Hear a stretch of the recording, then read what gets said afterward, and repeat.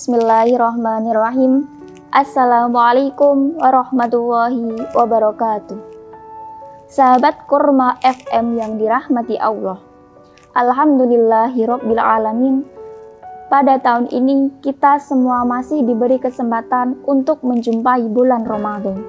Bulan yang penuh keberkahan, bulan yang mulia, bulan di mana pintu-pintu surga dibuka, bulan di mana pintu-pintu neraka ditutup, dan bulan di mana setan-setan dibelenggu oleh Allah Subhanahu wa Ta'ala. Dikutip dari kitab Tanbihul Ghafilin karya Imam Abu Lais As-Samarqandi bahwasannya Rasulullah Shallallahu Alaihi Wasallam bersabda, "U'tiyat ummati fi syahri Ramadana khamsa khisalin lam tu'ta ummatun qablaha," yang artinya di bulan Ramadan umatku, maksudnya umat Nabi Muhammad, diberikan 5 keistimewaan yang mana keistimewaan tersebut tidak bisa dirasakan oleh umat-umat lainnya. Nomor 1 yaitu khulufu fammi shaimi atyabu indallahi min rihil miski, yang artinya bau mulut orang yang berpuasa di hadapan Allah itu lebih baik daripada minyak kasturi. Kita semua mengetahui bahwasannya orang yang berpuasa itu akan mengeluarkan bau yang tidak sedap. Karena apa? Karena produksi air liur di dalam tubuh itu berkurang sehingga muncullah bau yang tidak sedap seperti halnya ketika kita bangun tidur. Untuk itu, saya akan menyampaikan 2 cara untuk mengurangi bau yang tidak sedap. Yang pertama, perbanyaklah minum air putih di waktu sahur dan di waktu buka dengan aturan 2 gelas di waktu buka, 4 gelas di waktu malam setelah buka, dan 2 gelas lagi setelah sahur. Cara yang nomor 2 ialah menggosok gigi setelah sahur.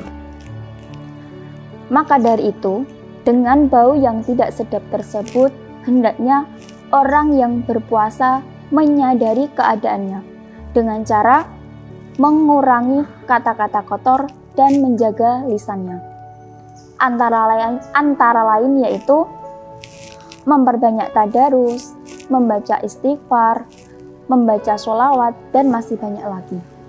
Nah, dengan kita menjalankan ibadah lisan seperti yang telah saya utarakan tadi, pasti Allah akan mengganti bau yang tidak sedap tersebut dengan bau-bau yang lebih wangi daripada minyak misik atau biasa disebut dengan minyak kasturi.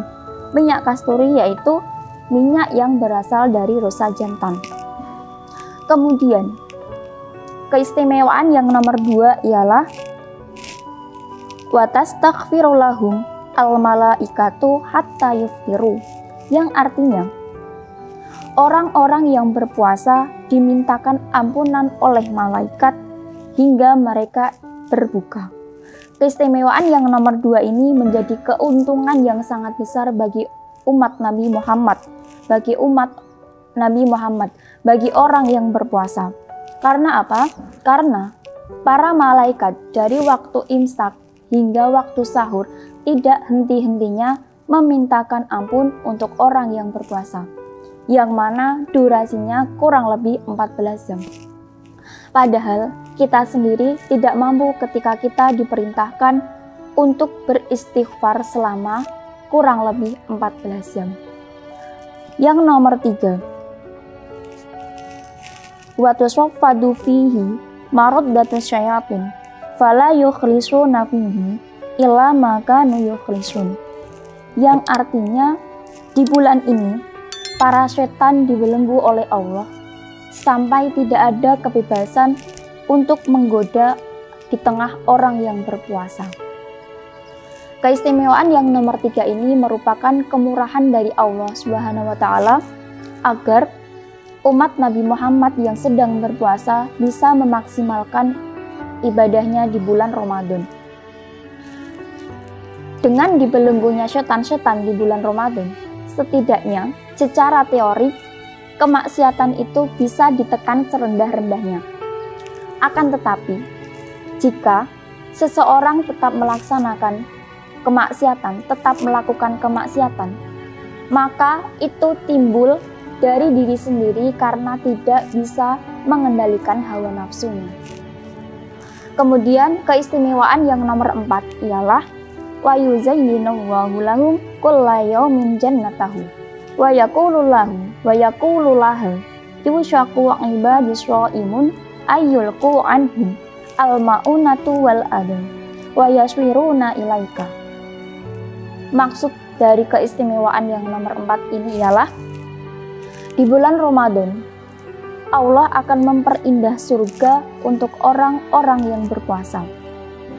Kemudian kalimat yushaqu ibadis shaimun mengandung arti bahwasannya jelas orang yang berpuasa, balasan orang yang berpuasa itu hanya surga. Karena apa? Karena ibadah puasa itu hanya untuk Allah, dan Allah sendirilah yang akan mengurusnya, dan Allah sendirilah yang akan memerintahkannya. Rasulullah Shallallahu Alaihi Wasallam bersabda, "Kullu amalin ibni Adam lahu illa shauma, fa innahu li, wa ana ajzihi." Semua amal ibadah manusia itu miliknya, kecuali puasa. Karena sesungguhnya puasa itu milikku dan aku yang akan membalasnya. Hadis tersebut menjelaskan bahwasannya ibadah puasa itu hanya untuk Allah dan Allah lah yang akan membalasnya. Keistimewaan yang nomor 5 ialah wa yaghfiru lahum fi akhiri lailatin. Qila ya Rasulullah, ahiya lailatul qadar? Qala la, walakinnal amili innama yuwaffa ajruhu idza qada amali. Yang artinya, keistimewaan yang nomor 5 ini maksudnya di akhir malam di bulan Ramadan Allah akan memberikan ampunan bagi orang yang berpuasa. Akan tetapi di sini jelaskan bahwasannya yang dimaksud akhir malam itu bukan Lailatul Qadar. Karena apa? Karena malam Lailatul Qadar itu hanya diberikan kepada umat-umat pilihan Allah. Nah, jika digabungkan antara keistimewaan yang nomor 2 dengan keistimewaan yang nomor 5 ini, jelas bahwasannya orang yang berpuasa itu akan diampuni Allah. Seperti halnya yang telah disabdakan oleh Rasulullah Shallallahu Alaihi Wasallam, man shoma Ramadana wa qamahu imanan wa ihtisaban ghufira lahu ma taqaddama min dambihi. Barang siapa yang berpuasa di bulan Ramadan semata-mata hanya karena Allah dan mengharapkan pahala dari Allah, maka ia akan diampuni oleh Allah. Nah, 5 keistimewaan tersebut itu hanya diberikan oleh umat Nabi Muhammad Shallallahu Alaihi Wasallam. Maka dari itu kita hendaknya bersyukur diakui oleh umat Nabi Muhammad Shallallahu Alaihi Wasallam. Nah, itu yang bisa saya sampaikan terkait 5 keistimewaan di bulan Ramadan. Semoga pada tahun ini kita bisa menjalankan ibadah puasa dengan lancar dan bisa dipertemukan pada tahun-tahun berikutnya. Cukup sekian dari saya. Wassalamualaikum warahmatullahi wabarakatuh.